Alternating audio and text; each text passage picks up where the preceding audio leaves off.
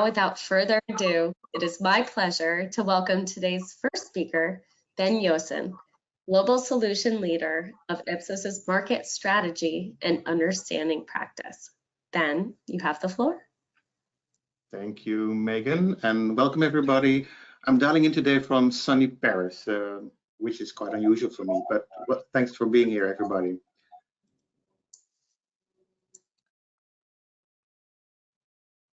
So I don't think I need to elaborate too much about it, but I think we all know that there have been quite significant changes in how people live their lives today.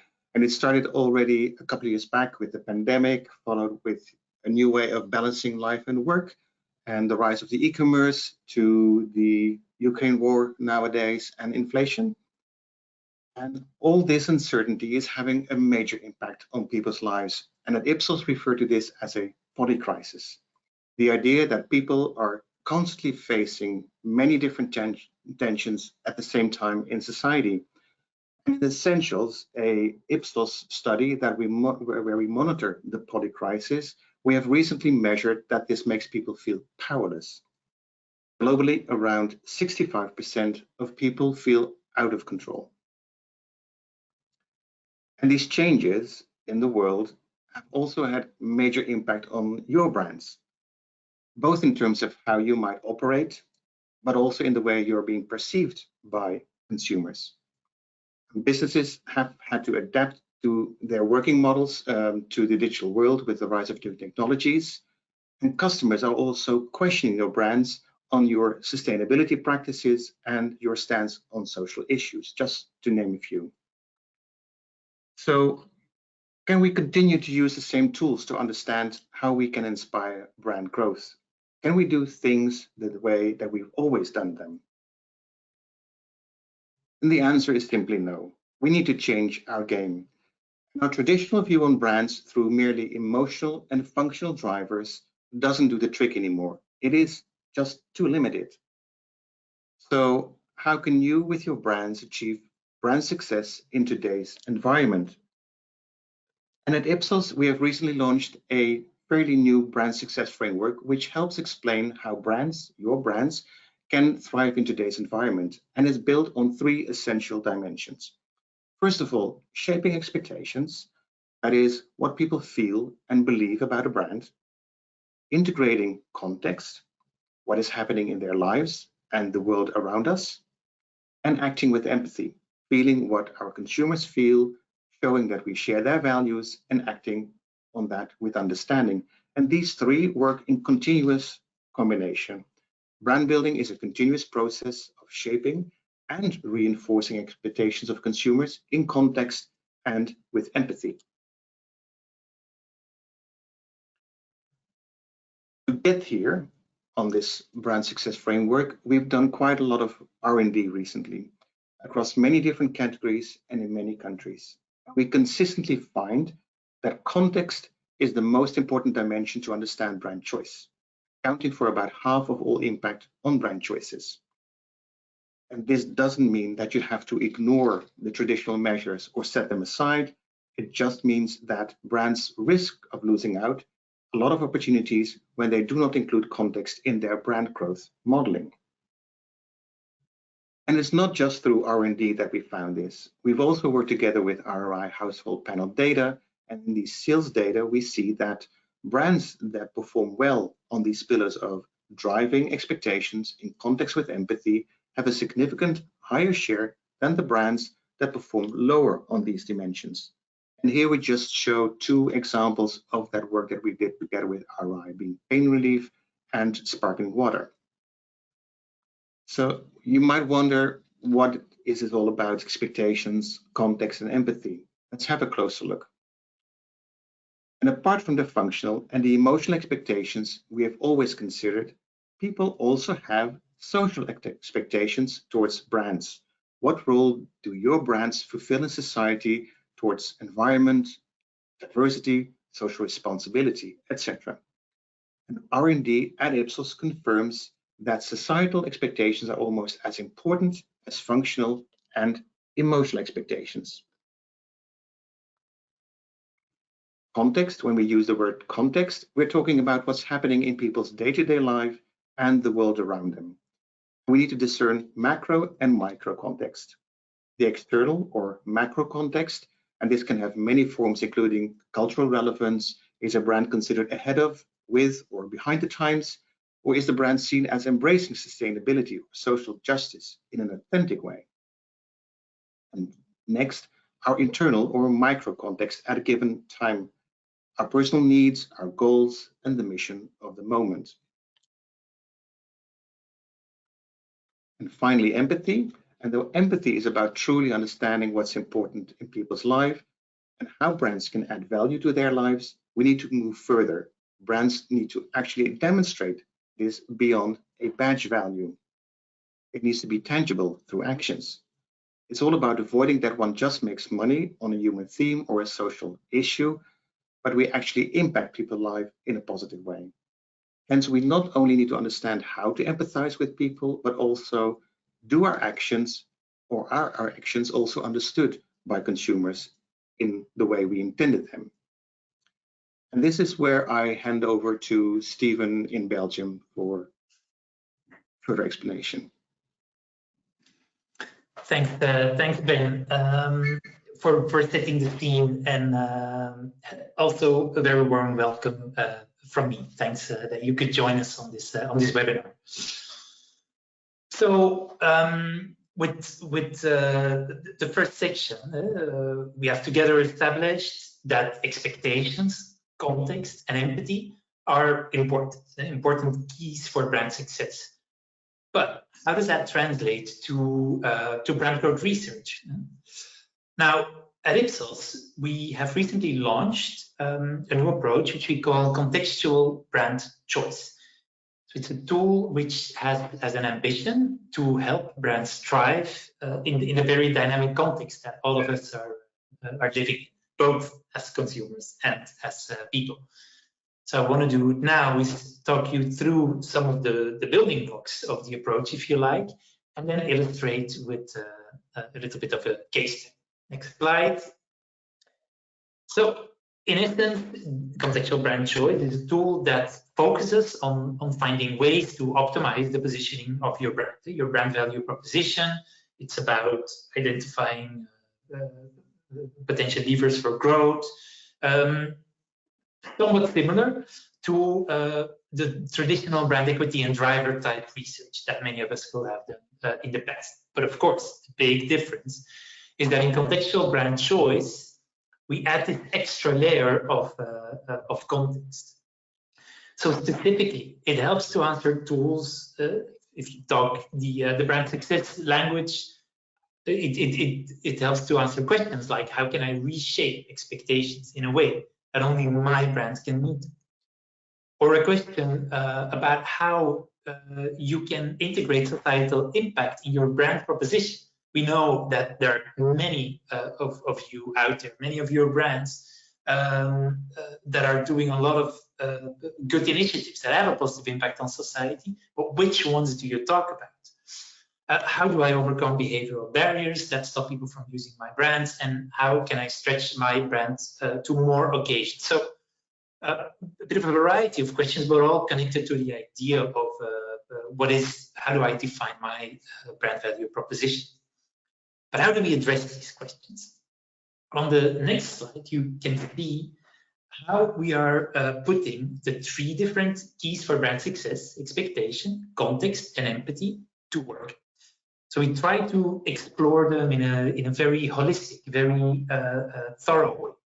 So for expectations, it means that we're focusing on potential functional benefits or expectations, emotional expectations, and, as Ben mentioned, societal. These are super important because we know from a lot of the research that we're doing at Ipsos that people are really increasingly looking at brands to be part of the solution. So this positive impact on the planet, or on society, is something that people increasingly expect from brands. So we need to incorporate that. Then in the middle, context has been explained, has a macro component, cultural values, shift in the economy, in technology, even in legislation. But also the micro context is also super important. In the moment, circumstance in which people are engaging with your category, and then finally empathy. And this we typically measure with two different statements. One is around sharing values. The second one is about keeping customer needs at the heart of the brand's action. And that one really gets to our understanding of what empathy should be, which is more than just understanding and feeling, but also, let's say, act upon that slide, on that insight. Sorry. On the next slide, you can see that for contextual brand choice, we follow 3 distinct steps. First, very importantly, we contextualize. So what we mean with that is that we hypothesize about the many different ways in which context can potentially be relevant. Then we measure. For this, we typically use the Ipsos digital platform, which means that we can move through the measure phase quite fast, in an agile way. And so this helps us to validate which ones of these contextual drivers are truly having impact in the category today. And then finally, we activate, like for much of the research that we do, we often like to digest results together with the client in a working session. Let's walk through these step by step.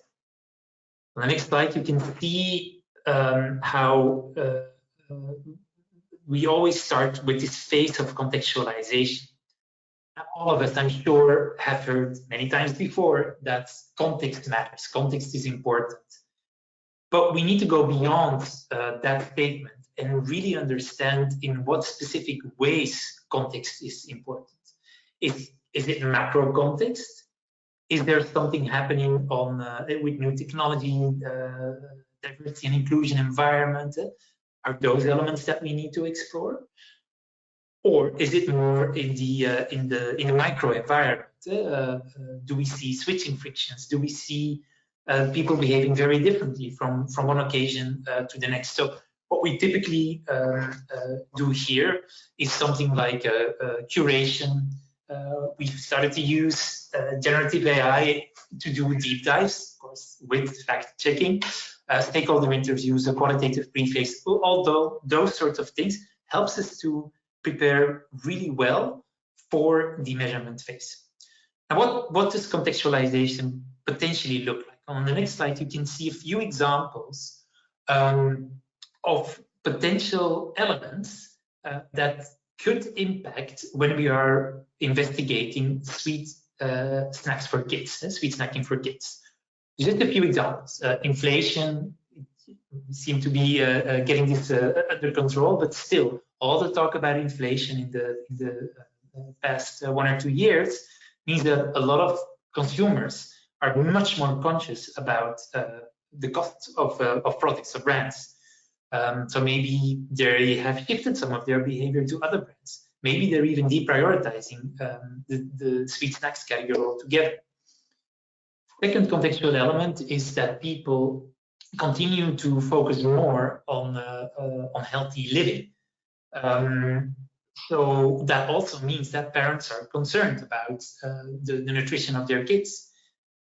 Products which used to, let's say, generate the expectation of being healthy and good for your kids, maybe people look at them a little bit differently now.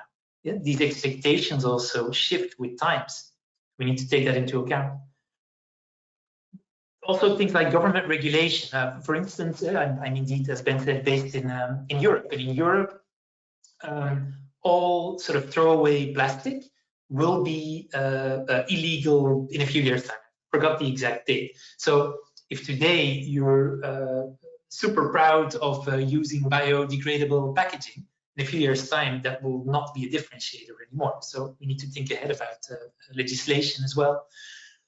Retailers deciding not to stock. There's a lot of supermarkets that are taking away sort of more indulgent impulse products from the checkout.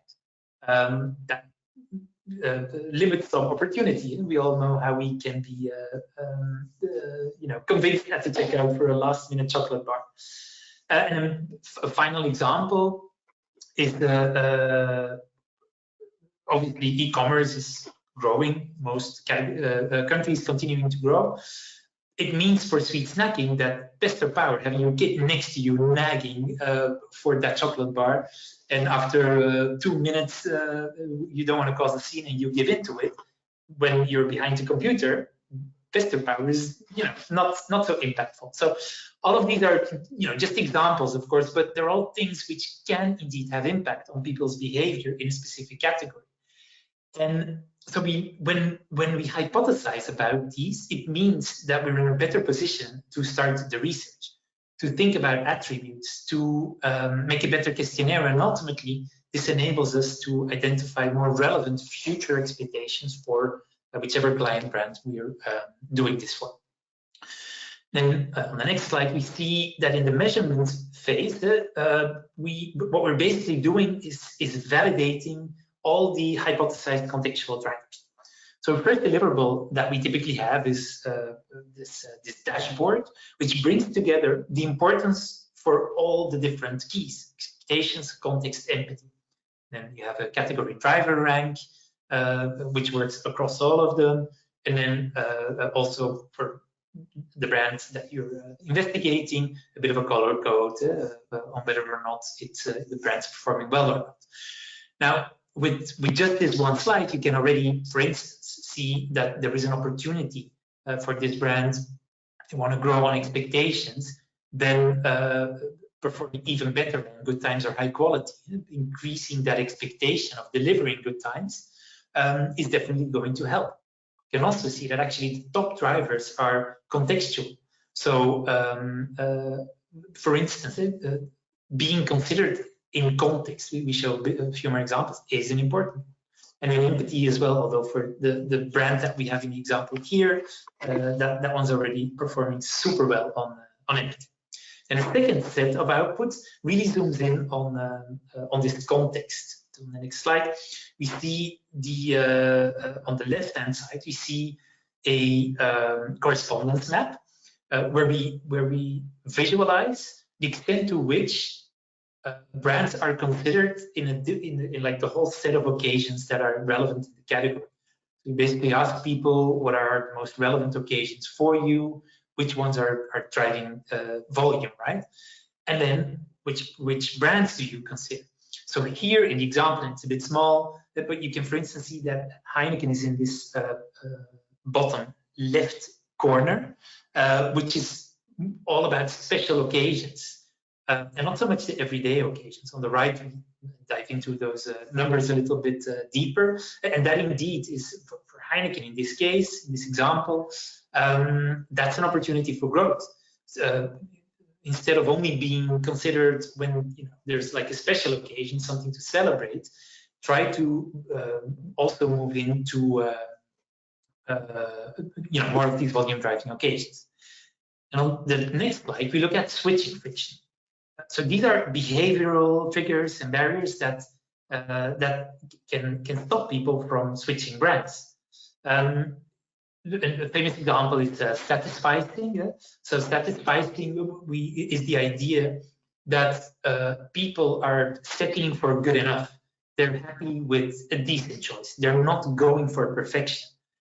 And so sometimes that means that people just don't have mental energy to switch to a better option. And it means that, let's say, traditional messaging is not going to help with that.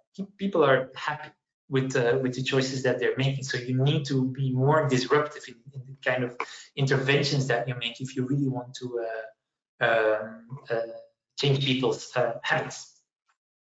Then the next slide, the final important deliverable, zooms in on the performance of functional, emotional, and societal expectations. So we plot all of them next to each other, which we want to understand which are important in driving choice in the category, and of course how the brand is then delivering against those. So here you can really see what the current strengths are and where there are opportunities to grow further. Now, of course, like always, when you look at deliverables like this, it's the data itself is not going to tell you, is not going to write your updated brand value proposition for you. That's something that we need to do together with the brand team and with other stakeholders involved. So on the next slide, you can see that what we typically try to do is to organize a working session or a workshop, bring all of these insights together, prioritize the different options that exist, and then translate into marketing activation. What we use as a starting point here is something that we coined as the contextual growth canvas, which basically gives you an overview of all the different contextually inspired ideas on how you can grow the brand. Now, the next slide. What does this look like in real life? So I've shared some let's say, mocked-up deliverables, but we have the luxury, thanks to some of internal R&D that we did, to look at a real case study with real numbers based on internal R&D. So I want to take you on a little journey in the sparkling water category in the US. First, if we need to contextualize what are the different drivers impacting the category. Here, just like in sweet snacking, health is actually a very important one. So one of the reasons why sparkling water is growing is because it offers a refreshing and fizzy option without some of the perceived negative health benefits from sodas. So no added sugars, no artificial ingredients. It's expected to be better for you, to be healthier, right? But at the same time, it's still more exciting than a glass of still water, let's say. And the excitement around sparkling water is also very much fueled by a lot of brand initiatives. So think about the many brands that are introducing flavored varieties. And then there's also a lot changing in the purchase channels. There's a growing presence in dispensers. There's machines at home, so to speak, that allow you to create your own sparkling water at home. So many contextual changes, like, you know, probably not more than in other categories, but there's a lot going on. For this case study, we want to focus on Topo Chico. So Topo Chico is a brand that I'm sure many of you will know. It was founded more than 100 years ago in Mexico. It used to have quite a regional presence in the US, but since the Coca-Cola company acquired the brand, it's been growing a lot in popularity and in different regions as well.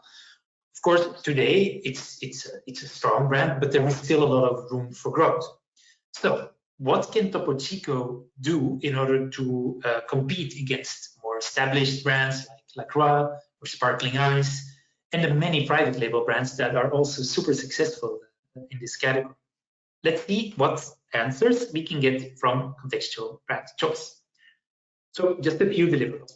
First, let's look at consideration by context on the next slide. Here you can see, again, this output from the correspondence analysis. So it visualizes what types of occasions each of the brands are most likely to be considered. And so you see on the right-hand side, you see a cluster of social occasions like partying and socializing. On the left-hand side, you see things like doing something special, listening to music, etc. Topo Chico connects very well with these occasions on the right-hand side, these social occasions. Unfortunately, these are not the big volume drivers for the sparkling water category. So if they want to tap into those type of occasions, they really need to find a way to connect, for instance, with occasions like relaxing, watching TV, all of which are much more important in driving volume. And second, we can look at switching friction on the next slide. So again, the behavioral triggers and barriers that stop people from switching, even when they might actually find better alternatives if they would have the mental energy. Now here we see one which is kind of an obvious one. It saves money and cost of change, if you like. That has to do with the price setting of the brand. But a second one is maybe more interesting. This mere exposure effect, so a behavioral science effect that says that when the brand is like literally all around you, you're more likely to consider it. So it's because you see it all the time, it's more familiar, it's more top of mind, etc. And then you buy it more often. This is something that Topo Chico can actually act upon. So Sparkling Ice does really well here, Topo Chico not so well. But if they would invest, maybe redirect some of let's say the content communication towards things like product placement, sponsorship, influencer marketing, then actually you would create this new exposure effect for Topo Chico as well. We look at the next slide. Then we can start to zoom in on expectations. So here we're plotting societal, and functional, and emotional. So horizontal axis shows what is important for the category, and then how is Topo Chico performing. We can see that on brand expectations. So all the way at the top, it's a bit small, but you can see that the item that Topo Chico is most associated with contains vitamins and minerals, also does well with being natural, having a unique taste, connecting with nature. So definitely there's a strong functional proposition here about the strong functional expectation. Then, in addition, we see inclusivity, which is interesting. Maybe not even something that the brand has invested in much, but definitely something that they own, maybe due to the heritage of the brand. Now, even though all of these are nice associations to have, they're not amongst the most important in terms of inspiring growth. So we need to look a little bit beyond that, and some of that inspiration could, for instance, come from societal expectations like cultural freshness or takes a stand. The brand performs average, but it could perform better than average on these, and that could be a way to drive growth. On the next slide, we also look at potential emotional expectations to layer on. When we talk about societal expectations, yes, our research shows quite convincingly that creating societal expectations does have a positive impact on brand choice. However, there is still, it's usually not enough. Societal impact needs to be a co-benefit. So you need to have a clear category role as well. Functionally, Topo Chico is covered. In terms of emotion, it could, for instance, reshape expectations to also be seen as a brand that helps you to come to your senses, a brand that gives a mental kick so that you can stay focused. So when you integrate those elements, then you can reshape expectations in a holistic way. You're building on the current strengths that you have, but adding more to that. On the next slide, we show this Ipsos scoring contextual growth canvas. So an overview of all the different opportunities that are provided by the contextual brand choice. So it's a simplified example, of course, for the purpose of today, but here already we see three very different things the brand can do. So Topo Chico can grow by targeting more high-frequency occasions, a bit more every day. They can also grow by disrupting habits, so going against this idea of satisfying, against this idea of the mere exposure effect. And the third one is the opportunity of have a voice, so take a stand, be a cultural force, and then connect that also to some of the emotional territories, right? Like coming to your senses, the mental kick to stay focused. And there's a certain energy about this, which I can imagine can inspire a good, a big idea for a campaign, right? So all in all, quite a lot of inspiration from a relatively simple tool. We're not going into the detail of it, but it's not a massive questionnaire. It's not interviewing thousands of people, but it does inspire you to think quite strategically about opportunities on how you can potentially grow the brand. So this is what we put together as an introduction to the tool. As we said in the beginning, there is an opportunity to ask questions. So I see that there's a couple of questions that are already coming through.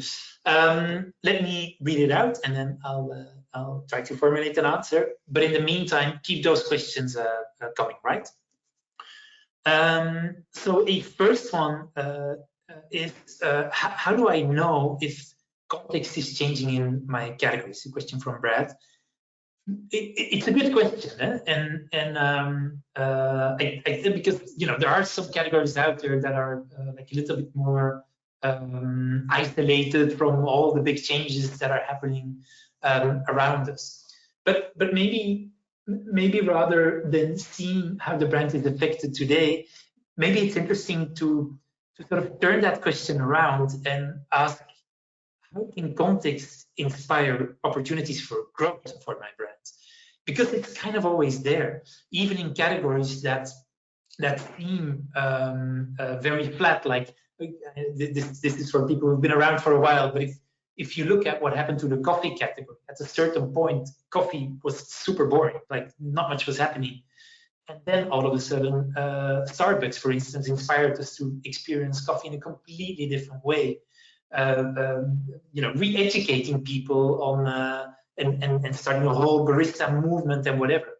So context can offer inspiration for growth, even if today it doesn't seem to be impacting the category, your brand that much. Then a second one is from Claudia.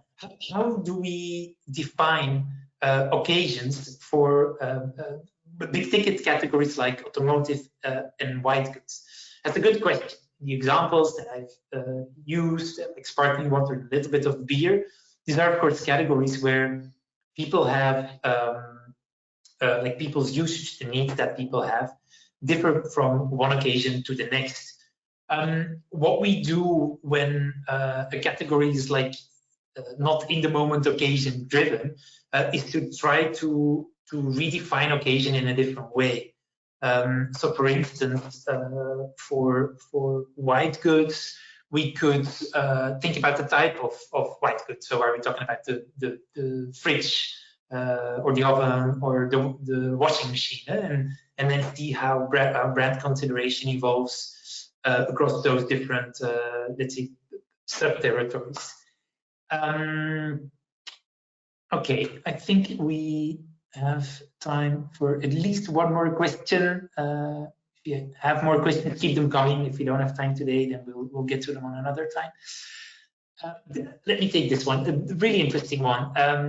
If societal expectation is a highly relevant factor for companies to manage, how should Anheuser-Busch have handled the Bud Light brand marketing attempt to be inclusive to avoid the severely negative